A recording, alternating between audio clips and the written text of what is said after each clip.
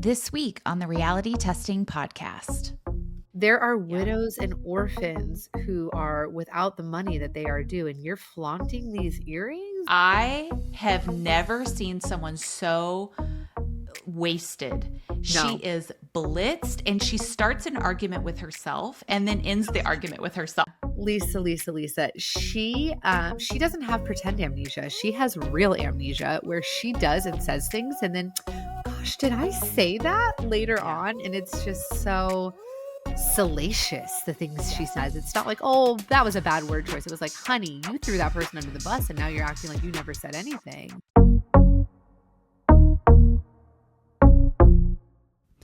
We are two shrinks obsessed with reality TV. We are breaking down our favorite reality shows, the characters, and what psychology has to say about human behavior when it's being filmed. Pull up a seat and let's get started. This has been a little brainchild of ours for a long time, basically, because that's all we text about. They are us, but in Fendi. And we're like, oh my gosh, but also that's me. Just a quick reminder here, we are psychologists talking about mental health themes, but we are not diagnosing anyone in these episodes. This show is for educational and entertainment purposes only and should not be considered mental health advice.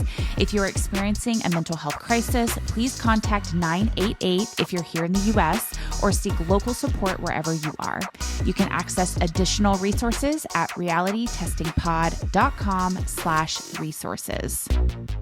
Today, we are jumping into one of my favorite Real Housewives franchises, which is the Real Housewives of Beverly Hills. I love it. And honestly, it should be called the Real Housewives of Encino because that's where most of them actually live.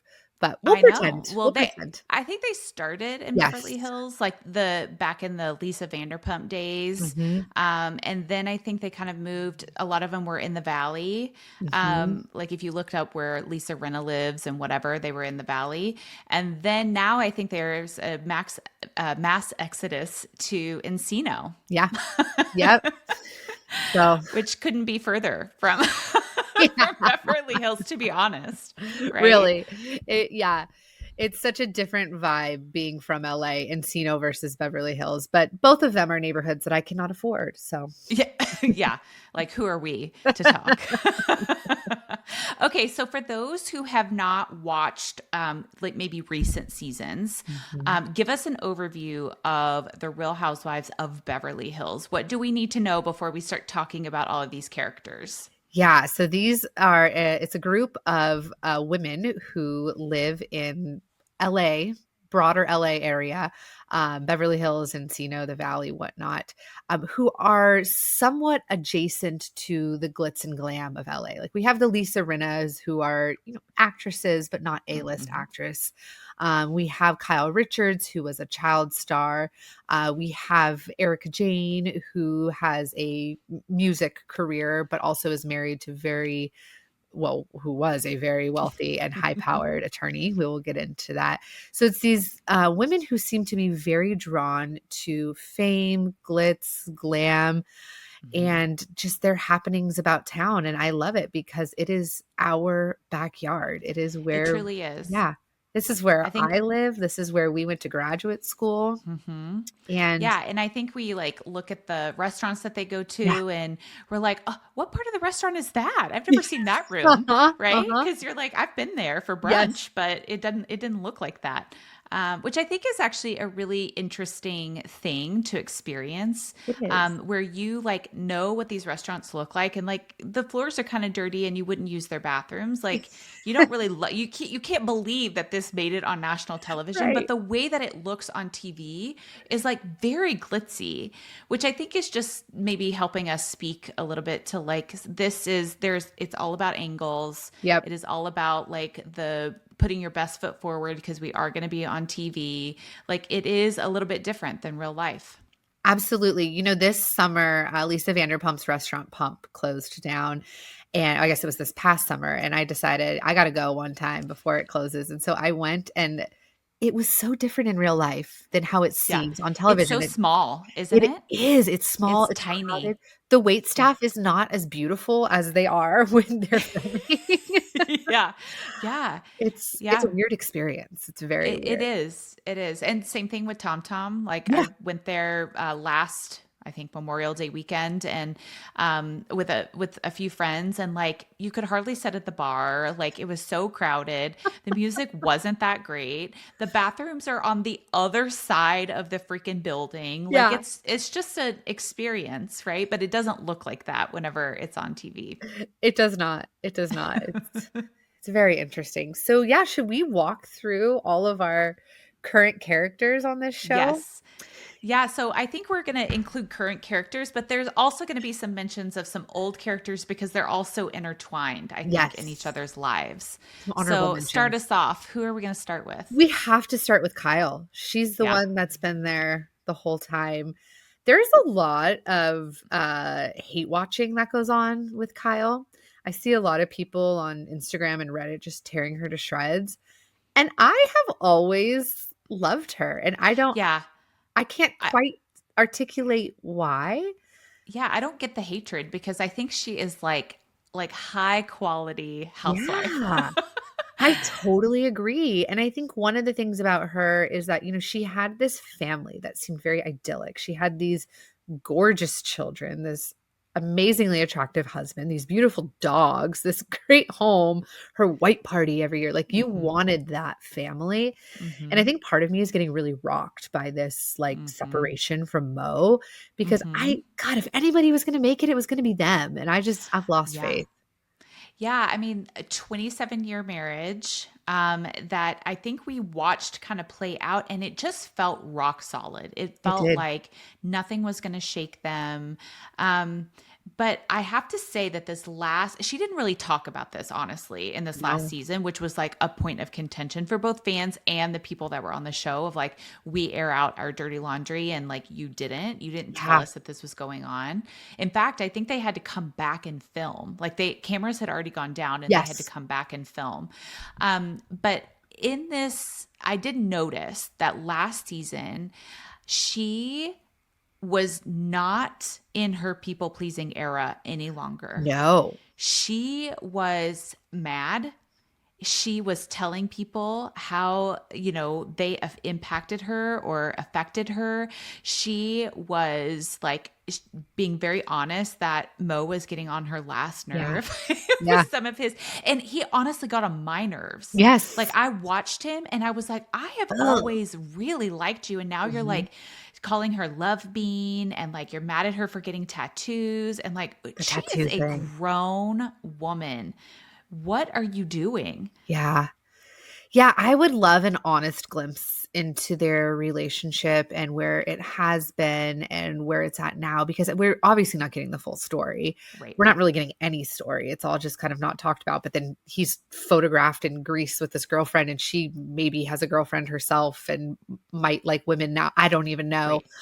All of it's not being talked about. And I think it all leaves us scratching our heads and mourning the loss of, one of the Yeah. relationships we all loved. Right. And was very sweet. And at least what we saw up Yeah, until this last season, it felt like a pretty mutually supportive it relationship. Like, did.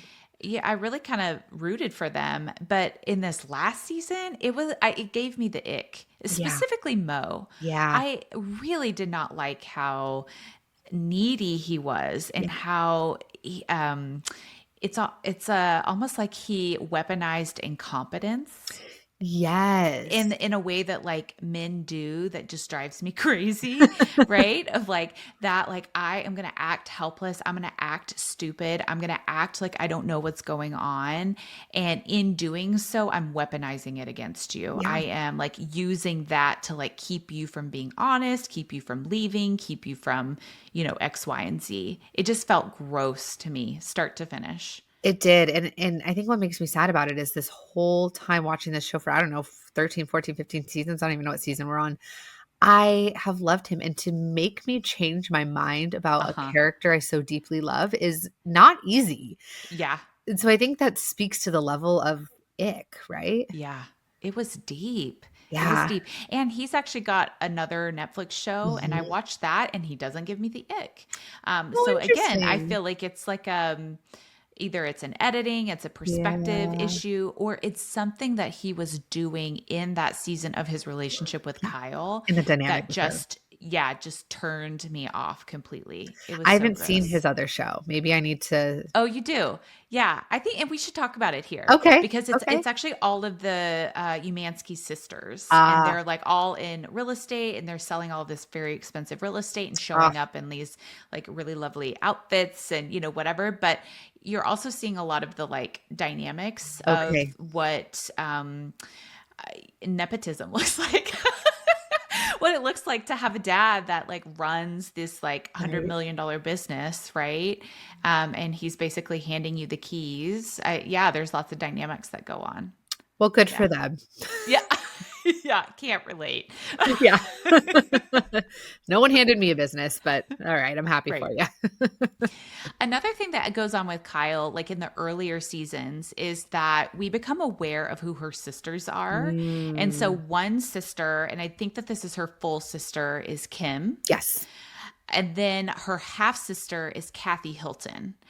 And in the beginning part of the franchise, Kim was on the show and was kind of a deeply messy in a deeply messy era of her Very life. troubled. She Yeah. was, dealing with a substance use disorder, and that was being hidden on the show, and then it got called out. I mean, it was tough, and there's Yeah. a lot of family dynamics that kind of play out with those.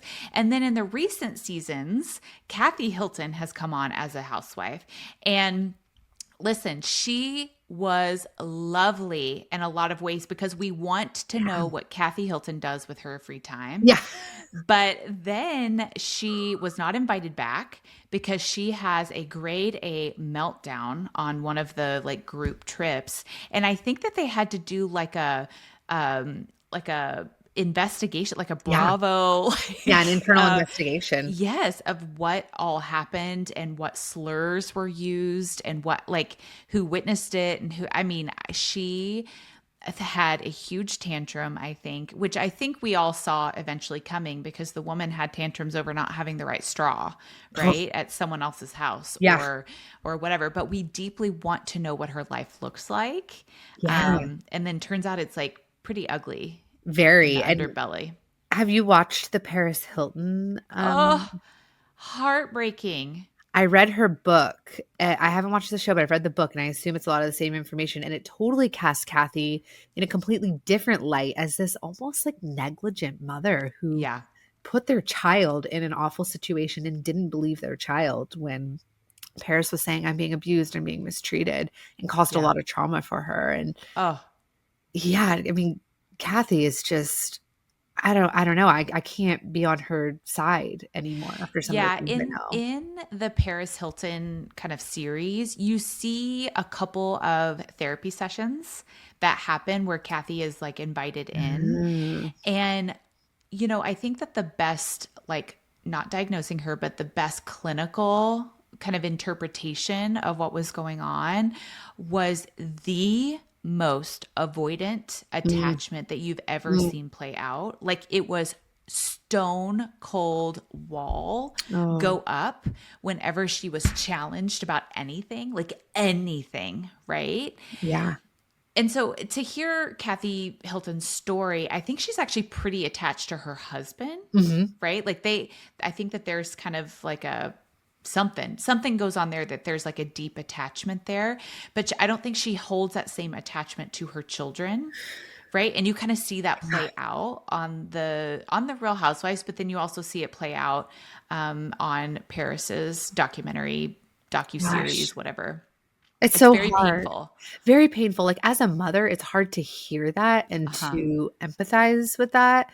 And as a trauma therapist, it breaks my heart to know that kids grew up in Right. that kind of an environment. Right. Um, yeah, but what do you think, this has me thinking, for Kyle, who's kind of our main character on Real Housewives of Mm-hmm. Beverly Hills, what does this do to her to have one sister who is a raging alcoholic Yeah. and another sister who is so avoidantly attached and cold and shut down? I mean, it I mean, explains to me a lot of Kyle's behavior and oh her my people God. pleasing, right? Yeah, Kyle is codependent 101, right? Yes. Like this is where the word codependency comes from is Yes. this like you grow up with an alcoholic parent or sibling or something Family and you member. learn that you have to keep the peace at home. You have to make Yeah. sure that everything goes well so that that person doesn't drink themselves into oblivion. Like Right. that is where codependency came from as a Ugh. concept. And you see that play out with Kyle in such a huge way. Yeah. I think you also see the consequences of codependency, which is this like rage and regret experience, right? Like Yeah. this people pleasing, I'll do anything to make you happy. And then these huge blow ups between sisters that happen where they Huge. go years without talking to each other. They Right. don't like invite each other to their children's weddings. They Yeah. like, they're very estranged. And then they like come back together and we're back in the people pleasing and then a blow up. Specifically, Kyle. Kyle is the one that is pleasing the alcoholic sister and the extremely like push you away, Yeah. like guarded sister, right? Yeah. And people asking Kyle like 2 seasons ago, "Why do you tolerate this?" from Kathy, and she's like, "I have to be invited to my niece's wedding. There's a wedding Yeah, coming up, and I have to play peacekeeper until then, and I can't rock the boat because I wanna be there in, in their lives," and right. she holds the power over that. And it's like, Yeah. gosh, what a negotiation she has to do all the Yeah. time. And I don't have a sister, so what do I know? But Nor do I. I have a brother Mhm. and he is my person. Yeah, Like I right. cannot imagine being in some sort of fight where he's not invited to something.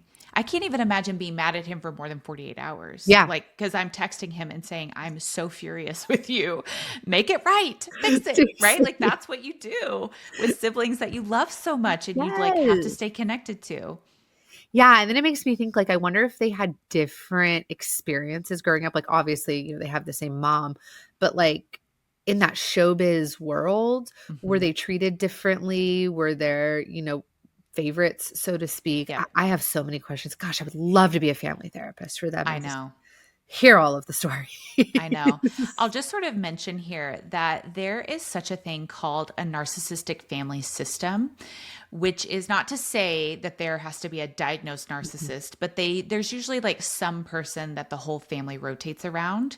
And one of the things that happens in an NS or NFS, a narcissistic family system, is that each child feels like they had a completely different parent than Yeah. the other child because they interact with that centerpiece in a different way Mhm. during a different time in life, even if it's just a few years, that there's something about that that leaves siblings feeling super disconnected from each other or super at odds with each other because they're vying for or fighting for that centerpiece's attention.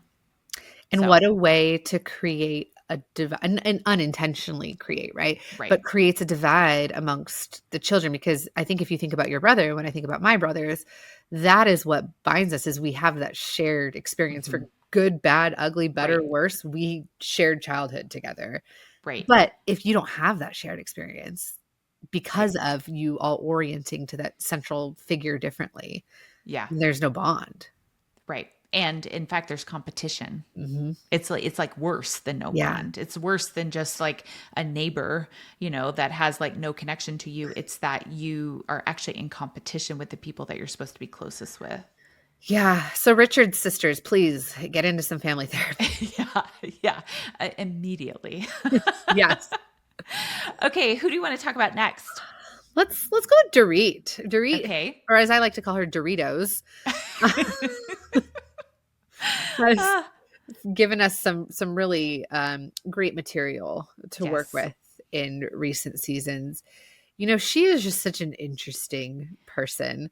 Hmm. The way she always has to talk about how she lived abroad and speaks these Uh-huh. different languages, it's very funny. to me. I think one of the editors really gets me, gets my heart at Bravo, because in the last season, when Dorit is trying to just order a Diet Coke at the restaurant, but she's like trying to do it in French or Italian or something.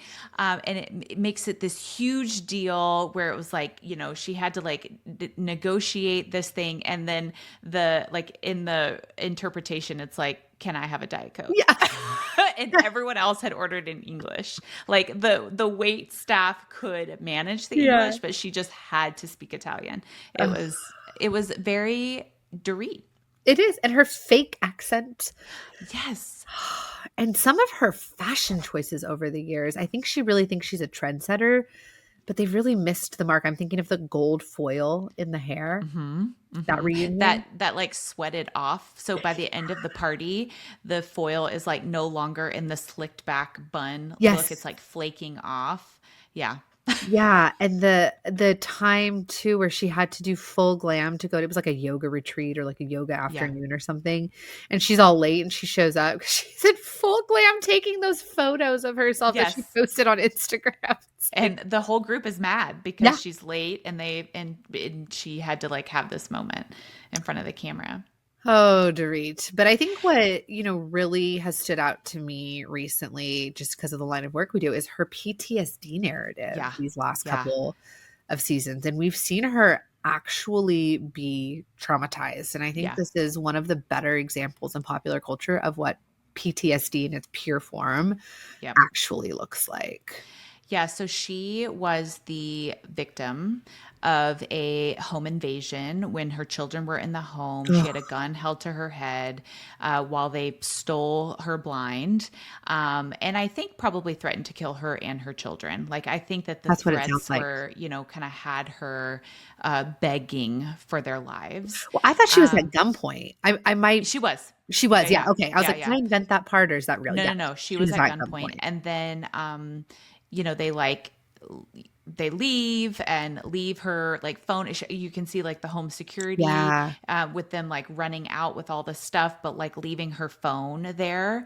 And then she like can't get in touch with her husband at the time, PK, like he's in London. Yeah. This is, I like what you're sort of referring to as like the pure form. So like PTSD, the easiest to identify out there in the world, the easiest version of this is when there's a single incident trauma, like one big bully of a trauma happens, and it fundamentally changes someone's nervous system reaction to the world around them. Yeah. Suddenly the world is scary. Suddenly they're having all these thoughts and feelings that they've never had before. Suddenly they're having to like rearrange their lives in order to, manage the amount of avoidance that they have to partake in every single day in order to manage their symptoms. This is the purest sort of look at what PTSD looks like. Now, when trauma becomes more complicated and it becomes more chronic, then you have a lot of other things that can kind of come up, and you're not going to see this like true PTSD outcome, right? Yeah. This is the one where there's the clear before and after. There was the Dorit who was, world traveler, liked to go shopping, be out with her girlfriends, live her life in LA. Trauma happens. Now she can't go on a cast trip. Now she's like, I got to homeschool my kids. They can't leave the house. Now it's like, I don't want to live here anymore because this happened. PK, you can't travel anymore. I can't be without you. Is a very clear before and after. And we see in the last season how hard it is for PK to get his mind around this. Like, he can't comprehend it. He is not sympathetic, I don't Not at all. think, to what is going on. Now, we also have seen in the news that they're getting a divorce. So this might have something to do with the divorce. Yeah. Because I think her entire insides changed in that moment. And he couldn't keep up with the change. He couldn't like adapt to that change and stay in like a soft, compassionate space with her. And it does, like, PTSD ends marriages. It really does. If it's not dealt with. Yeah. And his whole thing is, I know he's the manager for Boy George or whatever, but he's got some kind of business that always takes him over to London all the time. He's gone a lot. And I think she was saying, I can't have you be gone. And we see her getting therapy. We see her doing EMDR, but for him, it wasn't happening fast enough. Yeah. And it started to make his world small too. And I don't Yeah. think he liked that. And so he Yeah. said, I'm imagining, I have no idea what's going on Yeah. with their divorce. But when it started affecting him, I think that's when the empathy turned off. At first he was like, oh God, my wife, she was broken in on and held at gunpoint, and the kids. And that was, he could be really sympathetic. But then when it just kind of didn't go away and started affecting him too, the empathy kind of left. And that was what was hard for me to watch. It's hard to watch, and it's also very common. Very Like, this is common. a story Yeah. that happens with a lot of survivors of trauma, that their before and after does not resolve fast enough. That No. like the symptoms that come up in the aftermath of something like this, there was a timeline, there was an expiration date, and they didn't move through it fast enough, and it ends up ruining relationships. And from an outside perspective, I can understand. You don't want to be in a marriage that used to be big and vibrant and full of life and Yeah. travel and experiences, and now you're like fighting to keep your world from like just becoming your home, like the house Right. that you live in. I can understand. However, no one gets better from PTSD when we're rejecting the parts of them that are trying to stay safe. Yeah. Or right? rushing them. Like, it Yeah. takes the time that it takes. Right. Which is always interesting when we have people calling, because, we do so much trauma therapy, and they go, how long is this going to take, doc? Right. I'm like, Right. well, probably a lot longer than you think, but it's hard to put a timeline on these Yeah. things. It really Right. is. Some people truly get better in 10 sessions, and that's awesome. And some people, you start digging around and you find out there's a lot more trauma there, and it takes a lot longer than we thought. There is no prescriptive timeline here. Yeah. I think trauma is the through line actually for this cast. Yeah. You've got Yeah. like Kyle with her like, early like child star, whatever. Mhm. And then as we walk through all of these, I feel like trauma is the thing Yes. that this cast has in common. Like, the next character I want to talk about is Sutton. Yes. She is like awkward and quirky and weird, and she's got like all of these these things going on. But you learn, a little trigger warning here, I'm gonna mention suicide, but you learn that her dad has completed suicide, and like this is a huge part of like her kind of inability to sometimes connect with people, specifically men, right? She has this like dating experience on the show where it's like so cringy. My God, it's hard to watch. It is so hard. It is so hard to watch. Yeah. Yeah. Her story is really interesting, because on the surface, she is what housewives are made of. She gets $300,000 a month in alimony. I think it's a month. Let's just like pause there. A month. And I think when she was on Watch What Happens Live, that's like her take home. Yeah, that's not after like the tax. Yeah, that's not what she has to pay in other things like taxes and whatever. Yes. Like, that's her take home. And is she has $300,000 a month. I mean, I can't even fathom what I would do with that much money, but she's got this business where she probably loses money, but it's like fun for her. Right. Right. Yay. Glad for you. Yeah. It's not my reality. And she has a lot of fabulosity to her. But then you kind of dig below the surface a little, and it is rife with trauma. Not only the situation with her dad. I don't actually know what went on in her marriage, but it sounds like there was maybe some abuse, or at minimum, some disrespect going on there. And so, yeah, I think that kind of informs how she relates to men. What has broken my heart the most about her story is when she's talking about the death of her father with her mother, and her mother is so dismissive of, it's been years, get over it. It wasn't like that. Move on with your life. And it's like, this is her dad who completed suicide, and there is so much to be processed there. And the mom just struck me as so cold, and that absolutely broke my heart. Yeah. I mean, I think that when America watched that, they could identify which of their family members has responded to them in that way, right? And then I think that there's also like this collective longing for all of us to be like, we don't have to do that anymore. You don't have to dismiss. I think that there's this fear that if we acknowledge or validate someone's trauma, that it makes it bigger and Hmm. more uncontained, or their feelings will like become unmanageable. And so we're like constantly kind of bringing a water gun to a forest fire, honestly. Yeah. Um, Trying to manage, like just trying to keep it manage yeah. and keep it like pushed down.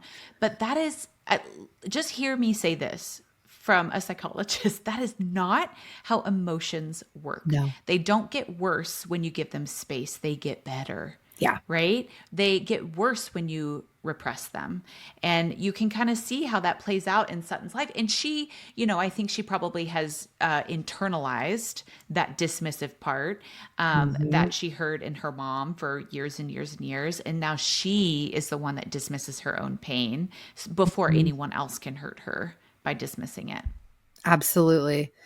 Absolutely. It's one of my favorite therapeutic metaphors is the one of the beach ball. And this is how we think of emotions. And it's counterintuitive, where if you think of your emotions like a beach ball, and you are in the pool with that beach ball and you're constantly trying to shove it underwater and keep it underwater, what's it going to do? It's going to pop up in really aggressive ways.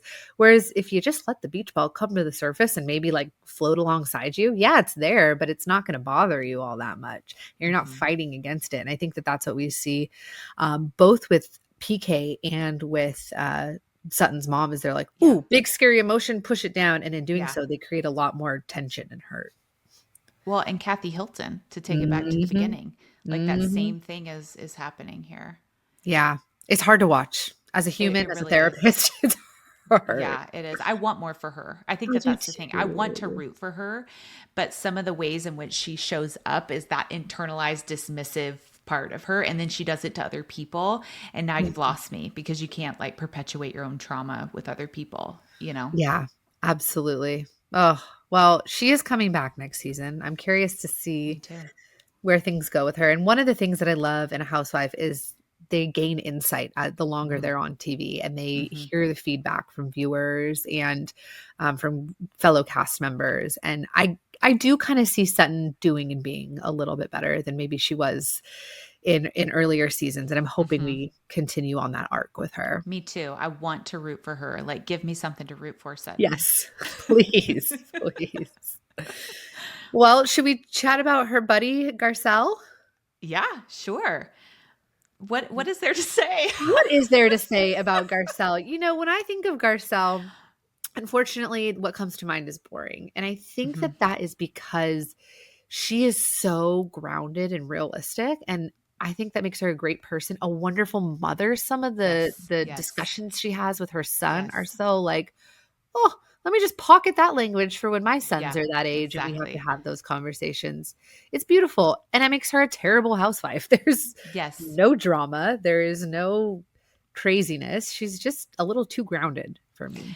Yeah, I think the messiest parts of her story are that her oldest son Oh, yeah. had a pretty significant substance use disorder. And Mhm. I think that, like, that addictive um, pattern really made life very scary there for a while.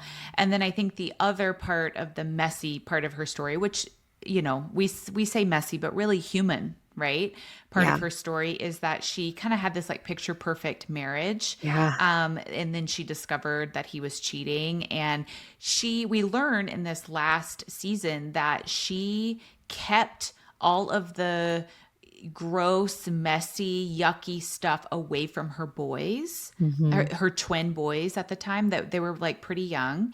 And I think we could all, in some ways, say, yeah, that's what we would want from a healthy parent, is to not bring kids into the yuckiness. However, I have something to like push back into this, because you also see how in this last season how those boys have given Garcelle too much of the responsibility of the marriage ending, because she Yeah. didn't tell them what really happened. And Right. so they are struggling with their relationship with her, because she Mhm. is guarded and she is grounded and she doesn't share what's really going on with their father, or what really happened with their father. And now they're blaming her for a divorce when really there's a whole story that they didn't know about. Right. And so I think that this like calls into question the advice that we have historically given people, which is like keep kids out of the mess. I Yeah. would still say that that's like the healthy thing to do,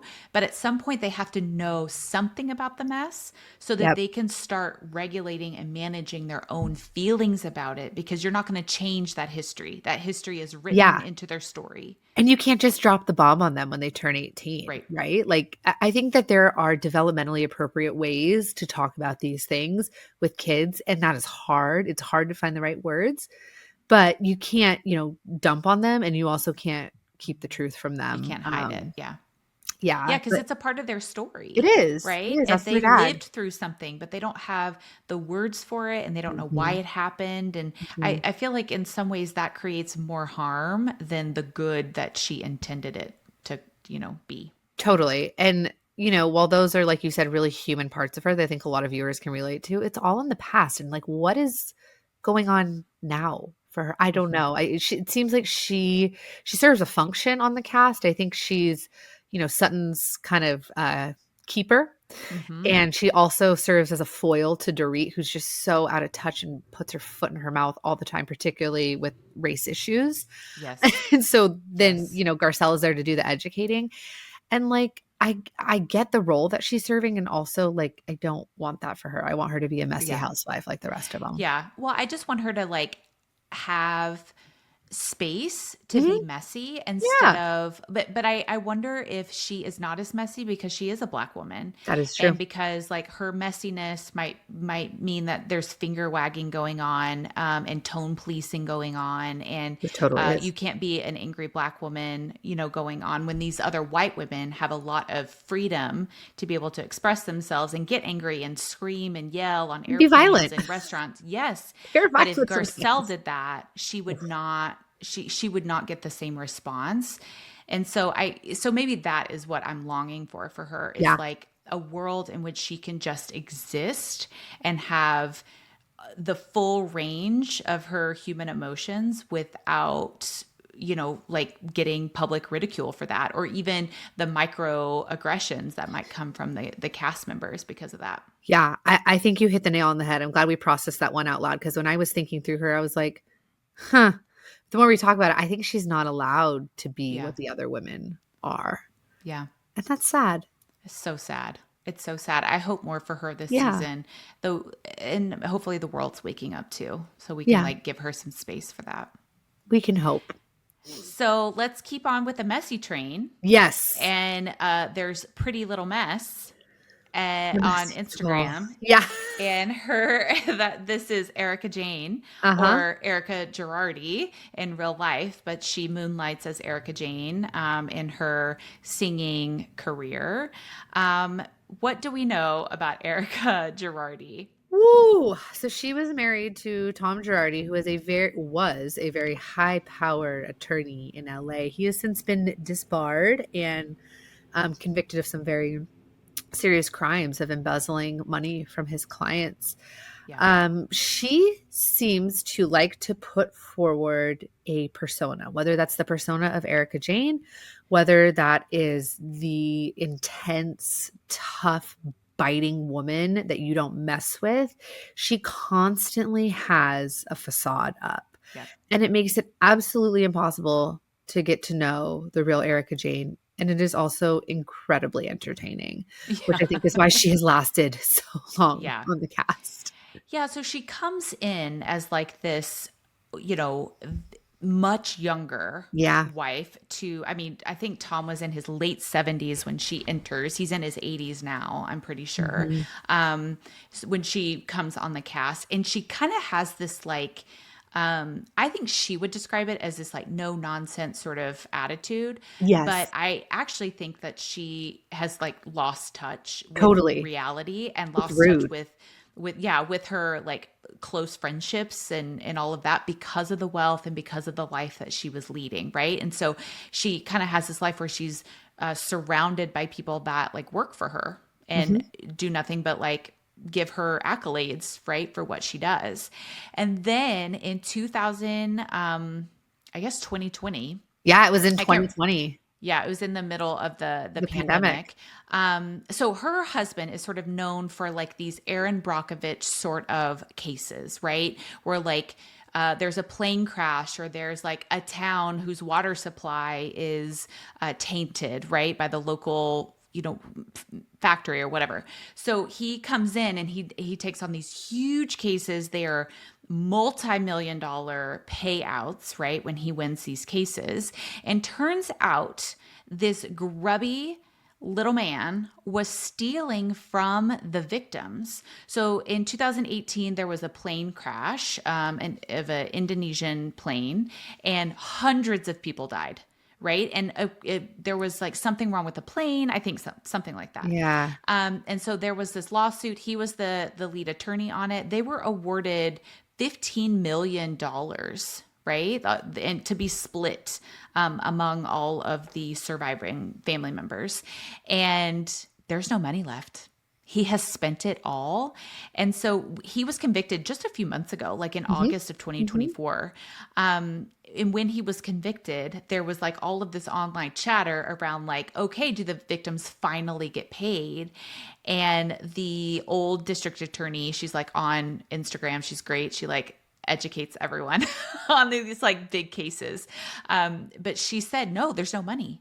So he was convicted and he was disbarred, but there's absolutely There's no no money money. for all of these family members. It was just so heartbreaking. Devastating. Absolutely devastating. Yeah. A lot of the storyline then on Real Housewives of Beverly Hills was Erika Jayne is still living this life of wealth that was clearly funded by Tom and his law firm and the money he was embezzling. And so, what level of ownership does she have in this? Did she Right. know? Does she have to give it back? And the centerpiece of that being those earrings that were so expensive, the Yes. diamond earrings, and her saying, "Those are mine. Those were a gift from Tom." And the rest of her cast looking at her going, "Sweetie, there are Yeah. widows and orphans who are without the money that they are due, and you're flaunting these earrings? Like, Yeah. perhaps you Yeah. should sell them and give them money." And that just sent Erica. The fact that anybody would even mention that was just, how dare you? These things will play out in Yeah. court and you will all see. And funny enough, they did play out in court and she did have to give the earrings back. But still, the money's not there. They're not getting the money they're due. And she has the Right. nerve to continue flaunting her wealth is beyond Yeah, me.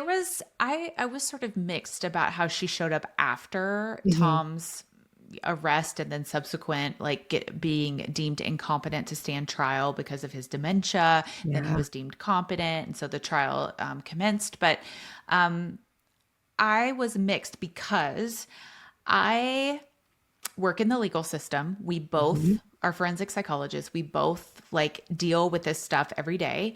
But I deeply hate that our legal system works the way that it does. Yeah. In other words, like the way in which there is justice in the world is not with people owning up, it's with people protecting themselves at Yes. all cost because of what compassion might be interpreted as. And that's Right. how I saw Erica, is that all of the cast members were like, have some compassion, give back the stupid earrings. And she was like, but what does this legally What does it say? say about me? Like, am I admitting something legally on national television if I give these earrings Right. back? And I blame the legal system for that. I'm less inclined to Fair. blame her for That's that, totally fair.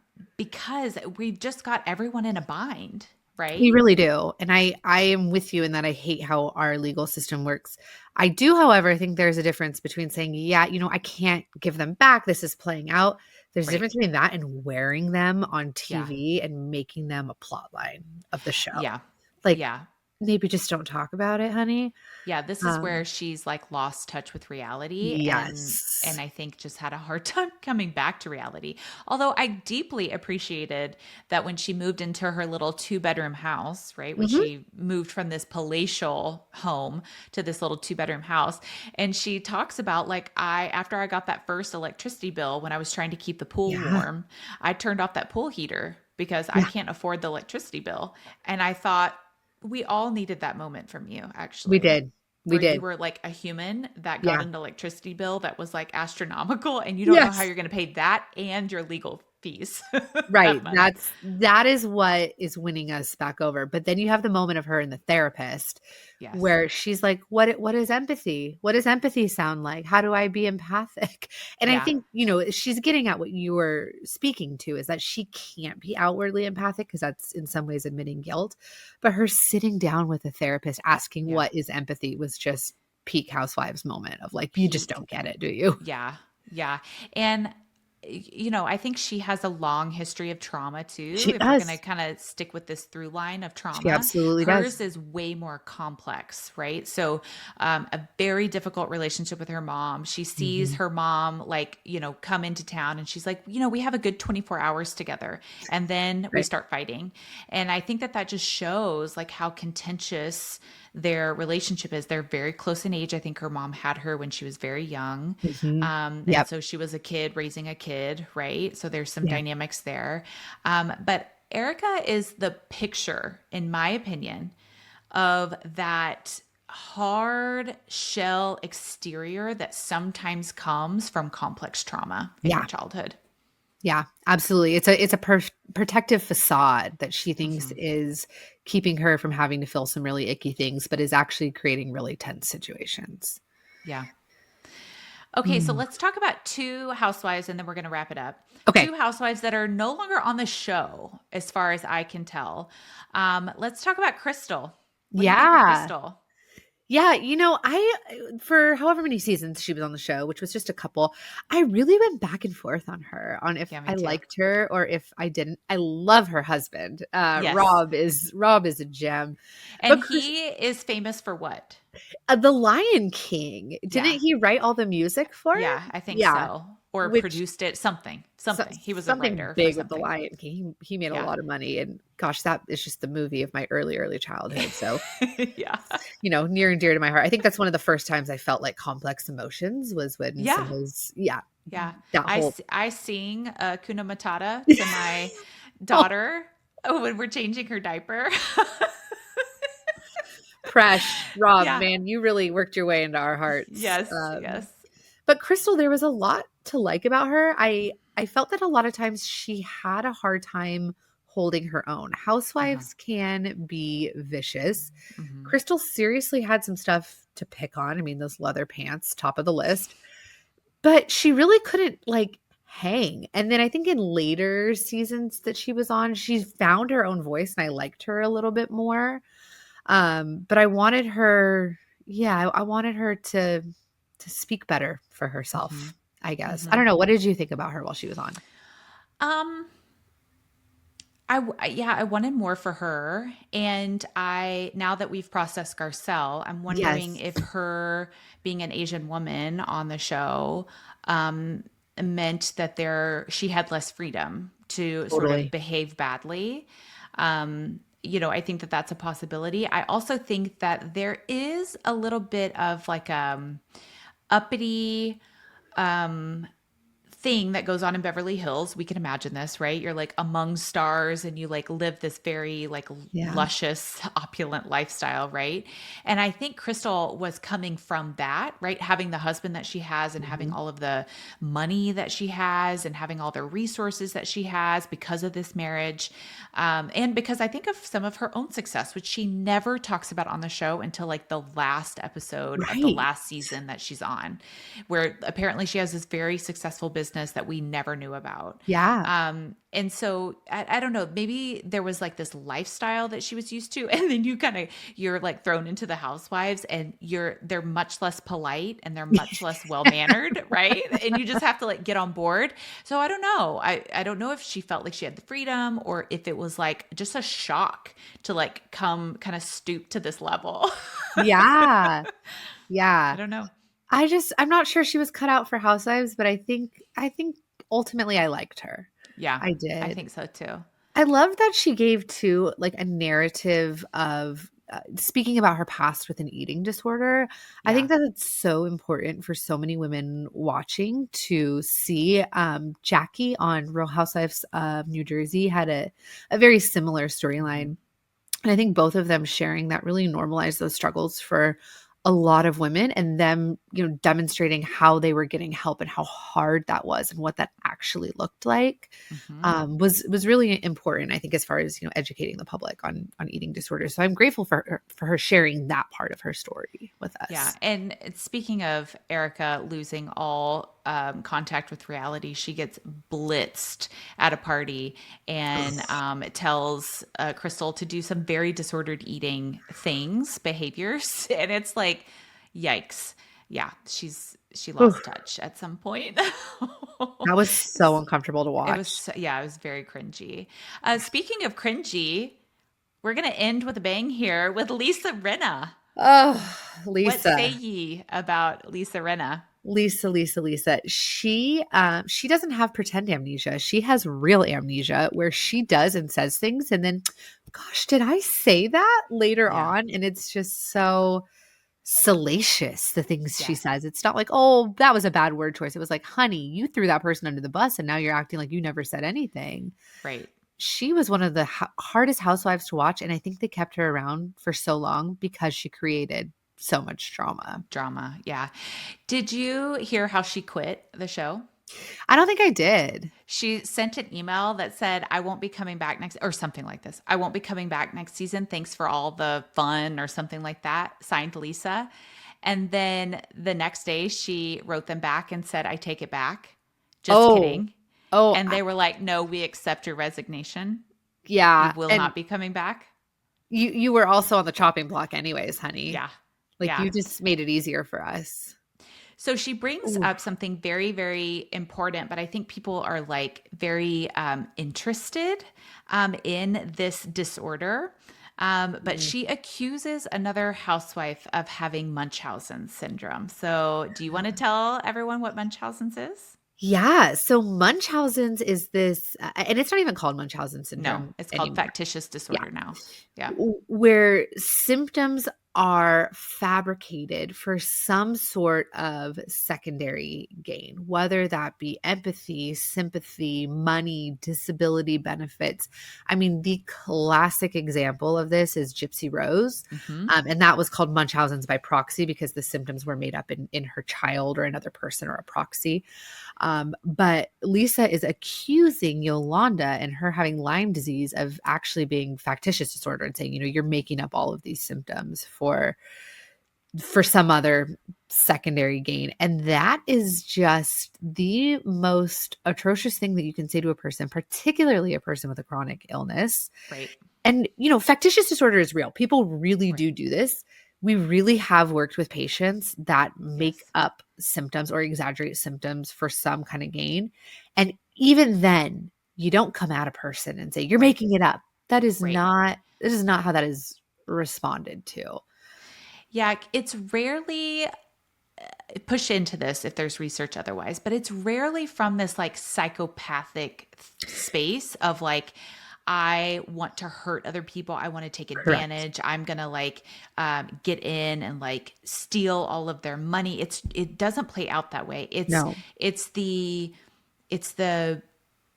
phone calls that they get with someone checking in on them. It's Yeah. the reassurances that they get. It's the small, little, intimate moments that they might have with another human that feel so good to them that they either consciously or unconsciously continue with Mhm. these symptoms, right? And so, even if someone had Munchausen's, calling them out on the Real Housewives is no way to actually come, because it would be coming from like a tender space of longing in Yeah. that person. Yeah. It's not true. Yolanda had Lyme, right? Like Yeah. not Munchausen's, but even if she did, it was like so yucky to watch her do that to another human, because even if it was the thing that she was being accused, or she was accusing someone of, that she's essentially saying you have such a tender spot in you, Right. in such an emotional need in you, that you were doing X, Y, and Z. And that just is so dirty. That is so It dirty. is.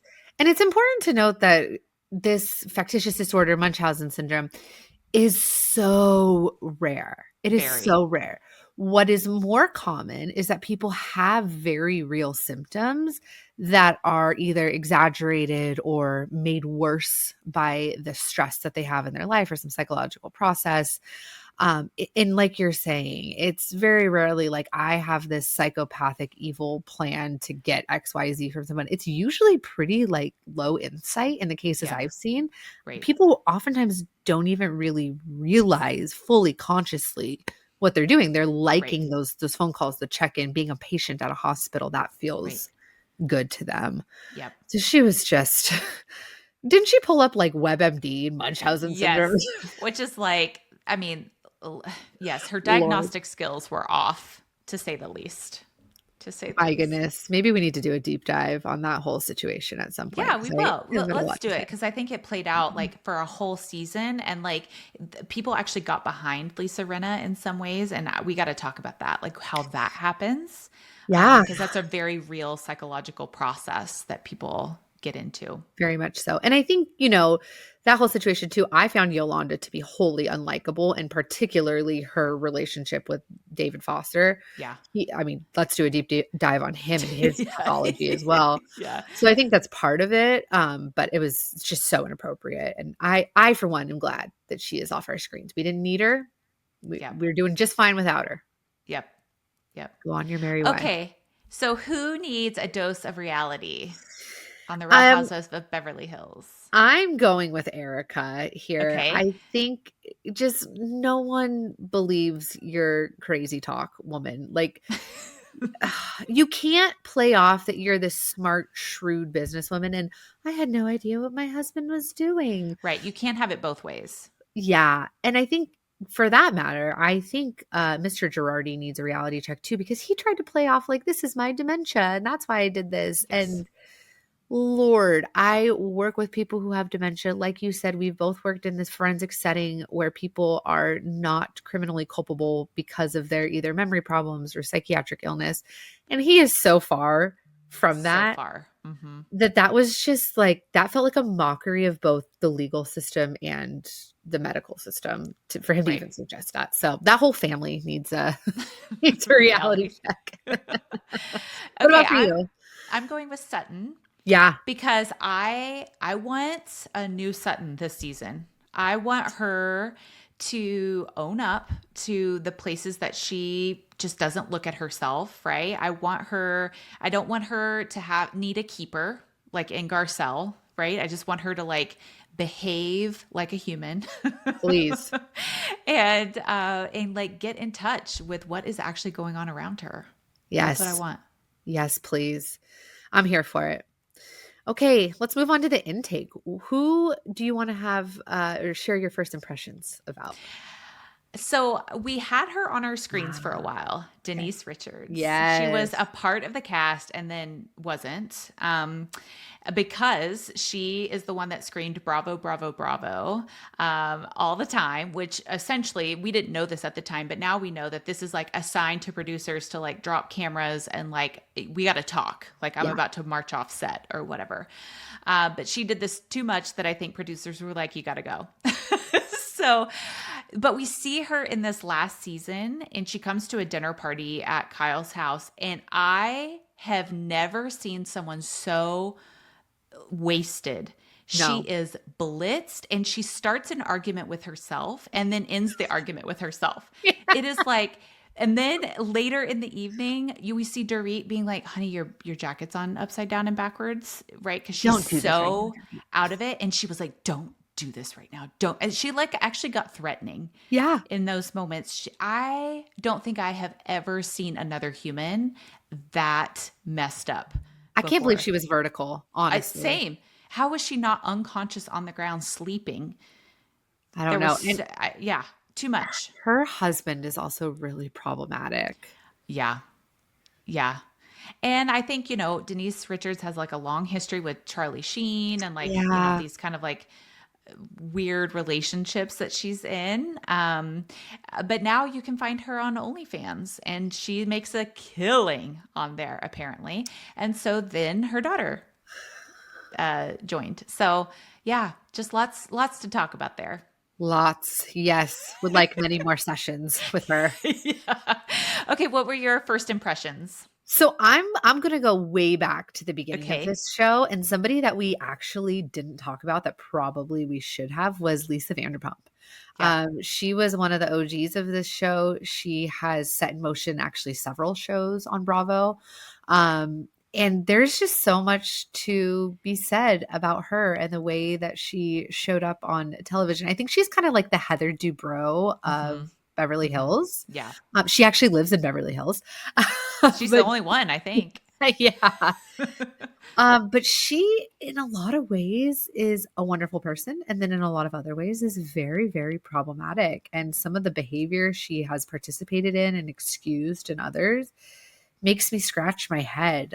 So, I'm going to add her to our list of people we should do a Okay. deep dive on because there's a lot Okay. to be said about There her. is. And a lot of shows have come from Yeah. her and her empire. Yes. Her empire. Exactly. Okay. So what are you dying to discuss? I think I'm dying to discuss the Mo and Kyle and all of the people around them, love triangle, square, whatever. I need to know what is going on in that Yeah. maybe divorce. Yeah, I'm dying to discuss it, but I don't have the information. So I I know. guess I'm dying to hoping have the this information. season shows us Yes. something. Yeah. I hope producers told her, you got to share that part of your life Yeah. or you got to go. Yeah. And I hope she does because Yeah. that I just have so many unanswered questions there. What are you dying to discuss? Okay, I'm taking it out of Real Housewives, and I have got to talk to you specifically about the new Martha Stewart documentary. I just finished it a couple days ago. Oh my God, there is everything that I want to talk about. There's perfectionism, there is bitchiness, there is a billion-dollar empire, there is a woman that did this in the 90s. Yes. Right? It's got everything that I want to talk about, and the legal case so that much doesn't make sense. Yes. And she goes to prison. Prison. This is prison, and For makes real. friends there. In a way that I think transforms her. And I have to talk about all of it. I think her relationship with her daughter is so interesting. And I think her trauma growing up is so interesting. I think the way in which other men could have acted like she acted, and they would have been a tycoon, but she was Totally. a bitch. I think there's so much to talk about. And she probably was hard to work for. Probably. Right. Yep. But if you've ever been on the set of anything, you know that perfection is the only thing that plays on the camera. That's it. It has to be perfect. It has to look right. The flowers have to be pointed in the right direction for the light to hit them the right way. Everything does have to be perfect. And she nailed that before anyone else was. Totally. And built a business on it, and then lost a whole business on it, and then reinvented herself and became Snoop Dogg's best friend. I know. And I love them together. You can't tell me anything about those two. I love them so much together. And it really is just the wholesome ending to that story that America needs, really. Yeah. Yeah. And her posting her thirst traps. I'm here for it. Yeah. Go, Martha. Yes. You do that, because we all want a little bit of that, when we're her For age. Sure. Amazing. I love it. Okay, well, I think we've done it. We have talked about the Real Housewives of Beverly Hills in its current form. Yeah. But there's lots to go back and talk about with the different characters over time. So we'll be doing that in future episodes. Yeah, so stick around for that. Okay, we'll see you next time. Okay. Where can people find you before we go? Yeah, you can find me on Instagram at Dr. Megan Johnson, and every so often on TikTok, also at Dr. Megan Johnson. Where can we find you? You can find me on Instagram and sometimes TikTok at Dr. Quincy. Awesome. Okay. We'll see you next time. If you are a reality TV junkie like us and you have an idea of something you'd like for us to cover on this pod, you can email us at realitytestingpod@gmail.com. If you like today's episode, be sure to subscribe and leave a review on your favorite podcast platform so that others can find us. We had so much fun with you today. We'll see you next time. Okay, love you. Bye.